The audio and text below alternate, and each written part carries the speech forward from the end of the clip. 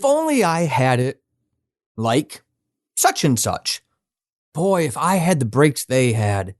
Boy, if I were only fill in the blank of the demographic that you would like to be or would hope to be. It doesn't matter. You know why it doesn't matter? Because every writing journey is unique. It's different. Writing journeys are not created equal. This episode of Horrible Writing, that will never work. You can't publish that. Seriously? Don't. Oh my God, that's bad. You probably should find other hobbies. You ever learn how to stop? Be happy. Well, you don't bother me. I've seen better people. Do you really want to? And my third grade, get up.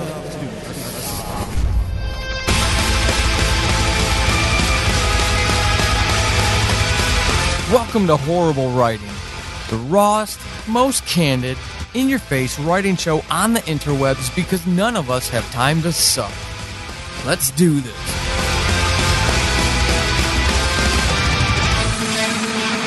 Welcome to episode 108 of Horrible Writing. I am your host, Paul Sadine. I hope this finds you well. It is raining. I was almost about to drop an expletive there, but I didn't want an explicit label on this episode because this episode is very, very important to me. Definitely. I've been published for a year and 2 months. My 4th novel was just released. I could drop my 5th one tomorrow if I wanted to, but I'm trying to get my audiobook done for that so I can try to actually line up the ebook, audiobook, and paperback release all at the same time like I planned to do for RIP, which is out now. If you want to go find a thriller suspense about a serial killer, hook a brother up, help me out, pick up a copy, that would be great. I lost my train of thought with that comment because the expletive in editing myself sometimes can be that much of a struggle, especially when I am where I am at the moment. What do you mean, Paul? Well, I've got a few friends who are doing quite well for themselves when it comes to publishing.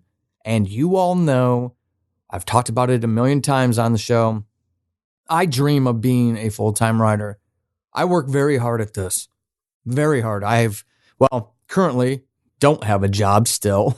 Let's hope that changes pretty soon. But even when I was working the 40 hours a week, I was still doing about 25 to 30 to about 35 to 40 hours a week in creative pursuits as well. At least, right? In some weeks, it was much, much more. So essentially, at a minimum, working two full-time jobs.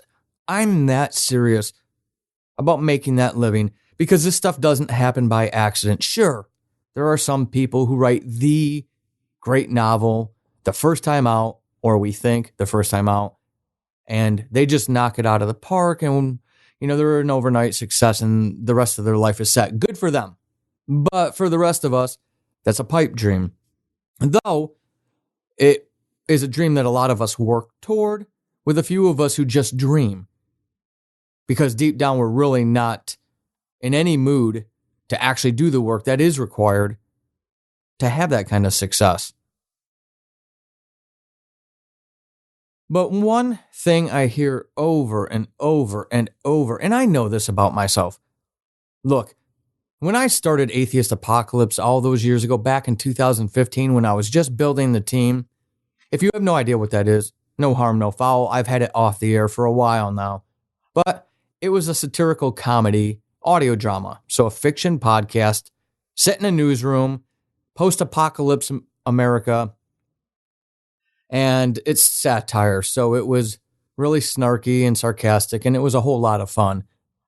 But by the second episode of that show, I'd already had the sound producer quit because he was essentially a hobbyist. Even though I laid out the expectations right up front, he didn't believe, he didn't think I was as serious as I was, whatever it is. I'm a very driven person. I'm very focused. That's my nature anyway, but joining the military at 17 and then spending 20 some odd years in the military kind of taught me how to lock in on something if I really wanted it. And one of the ways that it did it is by me hating my job, hating my life in the military. It wasn't me. I'm a family person. And in case you don't know, the military loves taking its people away from their families. It was not how I wanted to spend a quarter of a century, essentially, and it's definitely not how I envisioned my life turning out. That only stoked my creative fire that much more, which is why you see the Paul that you see today. For those of you who are in the Horrible Writing Writer Support Group on Facebook, if you're not there, why in the world are you not there with us? We're amazing. We're almost at 700 people already. But besides that, the people who know me there, or if you know about my audio fiction podcasts like Subject Found, Who Killed Julie, Diary of a Madman, You, Crown of Thieves, Atheist Apocalypse, right? And then you stop and you think, well, wait, Paul also has Chasing the Demon, 12 Deaths at Christmas, Novel Idea to Podcast. He just released Rip, and now you're telling me there's a fifth book called The Scales coming out this fall? And he works full-time until his recent unemployment. How in the world does he do it? I can only write a novel in my spare time. I want to be like him. Well, maybe you don't. Maybe you don't. Maybe there's a reason why I'm able to produce like I am. I literally just today was having a text conversation with a podcaster, audio fiction podcaster, who I adore. She's a wonderful, giving, kind human being. She got into audio fiction after being inspired by me when she interviewed me on her writing podcast. And she is, from outside looking in, because I don't know all the details, I know some, but I don't know all the details, far more successful than I've ever been in audio drama. And this is somebody who may or may not have ever joined it had she not interviewed me, and I bit her with the audio drama bug. Who knows? We were talking about, she made an admission about not envying, but failing to compare to my productivity when she compared herself to me, which was funny because we were having a conversation about something really cool that might happen for her, and I'm very happy for her, but there is that creative side of me that wonders, when's my break, right? I produce so much, and sure, I'm not the be-all, end-all to writing. I know that, but I know I'm a lot better than a lot of stuff that is out there, especially in audio drama. Not her, okay? I'm talking about a lot of shows completely different, but that still get that attention. And I've talked about this before because of demographics. People get that fair break, etc., unfair break, etc., etc. But I'm still comparing, and I had been comparing myself to her and the great things that are about to happen for her, and wondering if I'll ever even have the window cracked for me, never mind somebody allowing me to come inside and play, right? Not saying that she didn't earn it, okay? So I just want to be clear for anybody trying to read between lines, stop it. I'm just trying to tell you a story about Comparinitis, literally, that I had today about 10 minutes before I came into the studio to record this, which has been planned out forever and a day. And the reason it's been planned out forever and a day is because I keep seeing this stuff, especially in the Horrible Writing Writer Support Group on Facebook. The comments that are being made, and they're not nasty at all. They're not antagonistic. They're more inquisitive. They're curious. They're awed and set in awe. And I'm here to tell you, I'm here to ask you, please stop doing that to yourself. Do not do that to yourself. No writing journey is equal to another. We all have different things, different responsibilities, different dynamics to our lives. And it's really unfair to try to measure yourself in whatever capacity to someone else. Sure, you know this. But if you're being honest, and if I was a betting man, which I'm not, but if I was, I would bet that you do it, that you compare yourself to other people. even if it's just a slip, a momentary slip where you look and you do it. Because let's face it, we all know whatever metric you use, there's somebody out there doing better than you at that. That's just the way it is. And it's all relative. But look at life, right? Look at our daily responsibilities. We all have different responsibilities. Could I produce as much as I do if my mother suddenly needed to be cared for? What if my kids weren't as old as they are? And I'm changing diapers and cleaning up breakfast because they spilled it all over the place and dressing them because they're too young to dress themselves. What if I have someone in the home with special needs and that is a permanent status where they need that kind of assistance, right? Just that alone, and I don't mean just to minimize it, I'm just saying that one factor alone changes output production. And even if you don't, it can come down to your level of something.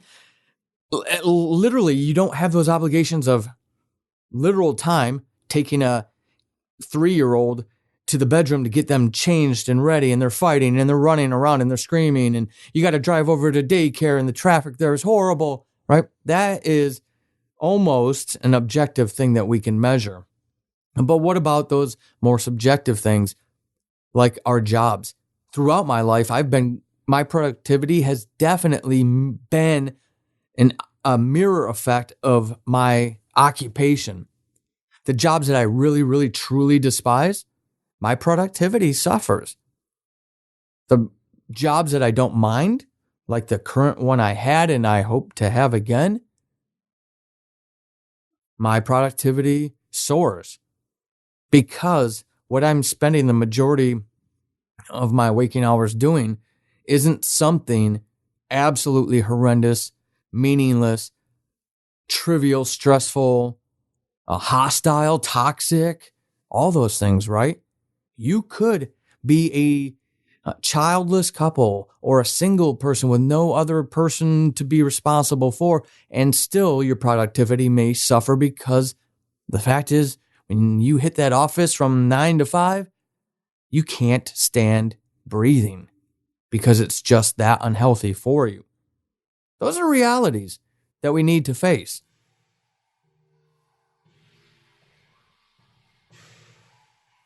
Women are being murdered. A serial killer is on the loose. One reporter with a story to tell. Janice Herring is a pariah in Memphis's media circles. Fired from her television job? She will do anything to get back in the game. When the city's leading newspaper offers her a chance, she finds herself writing the hottest story the city has ever seen. But soon she's fighting on all fronts. Peers are moving in to steal the story. The police, unwilling to cooperate. And now, a strange man is stalking her. A pattern is developing in a string of murders that has Janice questioning her friends, her family, and even herself. The story of the Memphis murders was going to reestablish her as a preeminent reporter in the city. But with the pressure mounting, will her new boss give her the chance? And will the killer give her the time? Rip, the new thriller suspense from me. Pick it up on ebook or paperback or both on Amazon. Join the mystery today.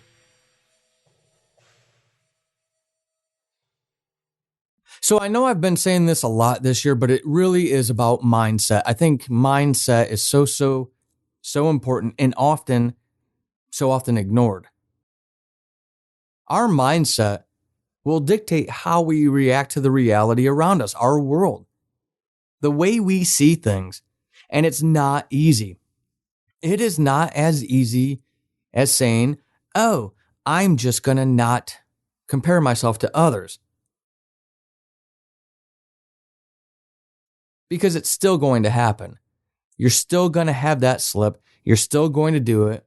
And it's whether or not you recognize those moments when you do and how you react to that. Some of us do really well with us. Others struggle.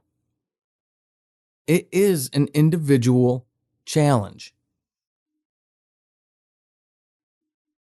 But the biggest thing that you can do is to be cognizant of your awareness of your journey. Your journey is your journey. Your goals are yours. My goals are mine. When I give you advice, when I share my experiences here, it is with an air of accountability because this is about being candid. Empowerment through candor. It's about being real. It's about not pulling any punches. I would never disrespect you all enough to give you platitudes. I don't believe in platitudes. I don't need them. They're platitudes for a reason. I'm being real with you. And that's how I show I care, is that when I'm being straightforward. For some people, that's a little too much because accountability is a tough thing. But here I'm asking you to be accountable to yourself. What is your mindset? How are you looking at your writing journey? Are you comparing it to other people? Are you at complete peace with where you are and where you're going? And what is your plan for when that fluctuates? Because surely life will throw something at you. The conditions of life change constantly. So are you ready for that moment when they do? Are you prepared to respond, to keep yourself healthy? Be okay with your journey. And if you're not, figure out why you're not. I'm not reaching my goals. Well, have you set them? In the group, we're very big on goal setting. We do it weekly for weekly goals. And then once in a while, I'll do a bigger picture post. And then obviously once a year, we'll do those posts as well. But it's very telling to watch what happens on those posts compared to other writing-centric posts that we have, which will explode. The goals posts do well as far as the number of responses, but the thing is that it's always the same people. And with 700 people in the group, there is a whole lot of people who aren't participating, or they're not taking the time to sit down and communicate that stuff. Studies show when you write your goals down, you're 70 to 80% more likely to accomplish them, because that tangible act, that physical act of writing them out and then having a tangible product as a reminder. Well, I've got it in my mind. Well, again, 70, 80% more effective in goal attainment if you take the time to write them down and post them. Create something physical. Sure, we all have it in our mind, but we've got a lot of stuff in our mind.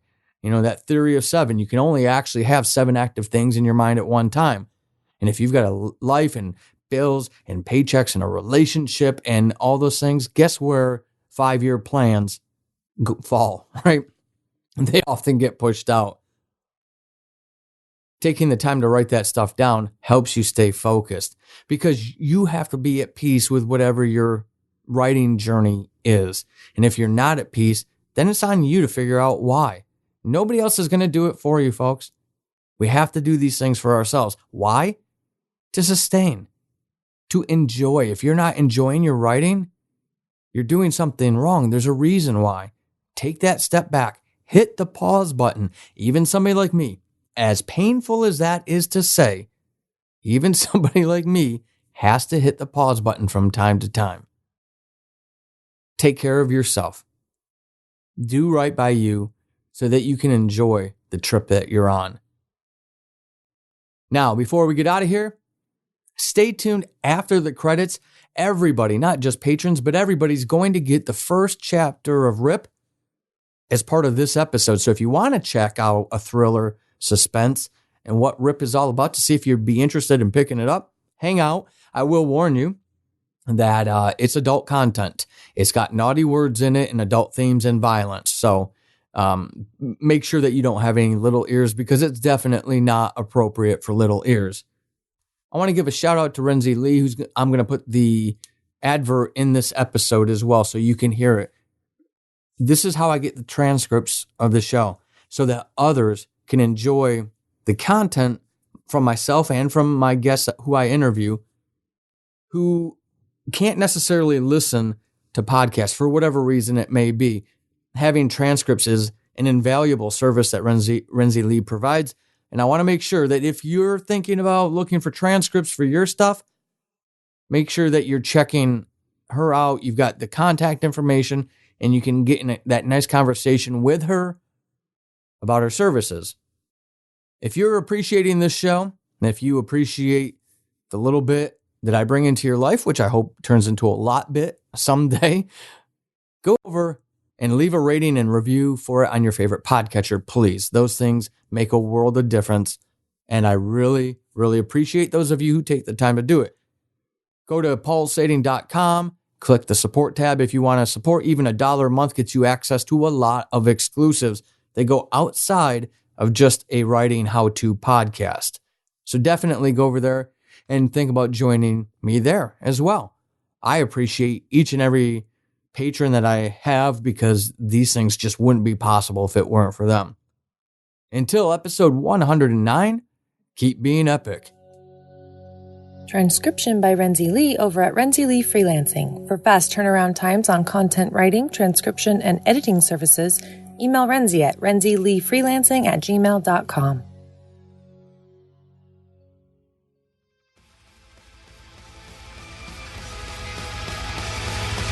This has been Horrible Writing, and hopefully after this episode, you suck less than you did at the beginning.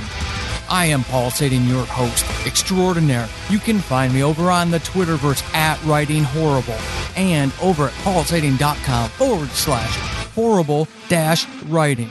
Until next time, suck less. Chapter 1.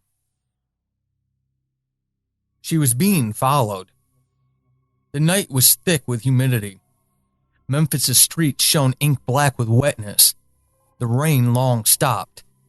Streetlights provided a jaded glow that made spots of pavement look as if they were trying to sparkle, but gave up halfway through the effort. Empty.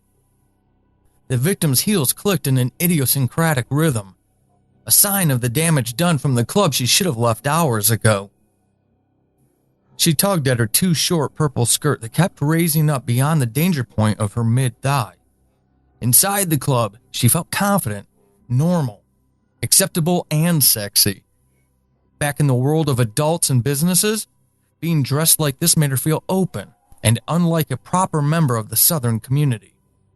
This was Memphis, Tennessee, and here respectable women did not dress that way.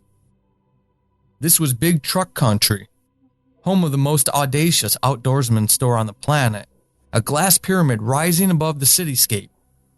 This was the birthplace of Graceland, of not only Southern hospitality with a capital S, but also Southern expectations, a place where men were men and women were taught their roles in subtle and designed ways from before their first words. One day she would be free of Memphis's suffocating conservative culture, her true motivation for spending too much time in clubs, but right now, it was the last thing on her mind. The eyes watching her touched her in her most vulnerable places. New section.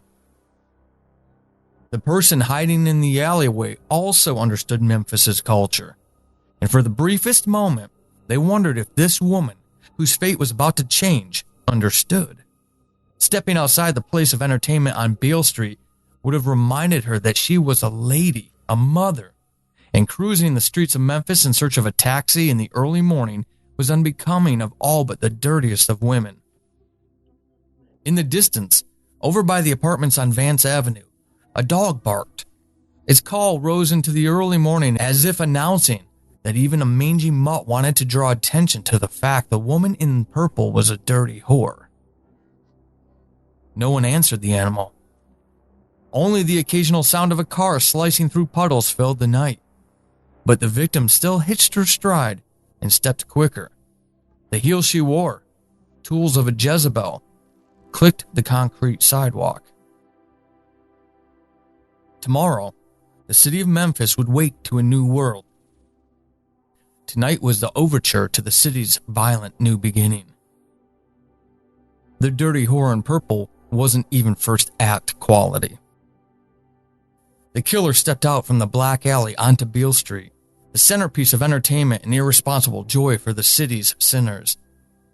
They followed Purple Skirt. They knew her name, and Memphis soon would too. But it wasn't important now. Down Beale Street toward the Robert R. Church Park, passing the Ida B. Wells historical marker, which indicated something significant had once happened in Memphis. Tonight, another entry would be added to that historical list. The victim turned down South 4th Street, her pace picking up, enough to give away her fear. This one was smart. Too smart. Too aware. The legacy couldn't fall before it began. The killer grunted quietly, half in satisfaction, the other half parted by frustration and bloodlust. Time to control. The park was near, only a few hundred feet away, and the victim made the fatal mistake of turning toward it. The killer's chest swelled with urgency, accented by excitement. They knew Purple Skirt would stick to her routine. She always did. They'd planned on the park serving as the opportunity to strike, and now the moment was almost here. The victim's steps stretched as much as her too-tight skirt allowed. This was perfect. The trap almost sprung. A few hundred yards deeper into the complete solitude of the park, ensured by the late hour, provided the perfect cover. Emboldened, the killer increased their strides. The victim clutched her purse to her side. Her heels drummed her panic. The killer accelerated into a run. The distance shortened. The sidewalk curved to the left, and so did the victim, heading back toward Beale Street, past the church, past the historical marker for the auditorium. The killer sprinted. Purple Skirt wouldn't get back to Beale Street. 20 feet. So close, but still too far. And running out of time. 10 feet. Even from behind, the killer heard the victim's exhausted panting. This was fun. 5 feet. Almost there. Beale Street loomed. Too many street lamps. 3 feet. Almost time. 2. The victim cried, "No!" The killer grinned. A foot. "Please!" The killer lunged, laying flat as they flew into the victim. The woman in the purple skirt was soft and smelled of decaying cigarette smoke. They crashed into the concrete sidewalk. The killer cushioned by the victim. There was a crack. A bone. The victim's.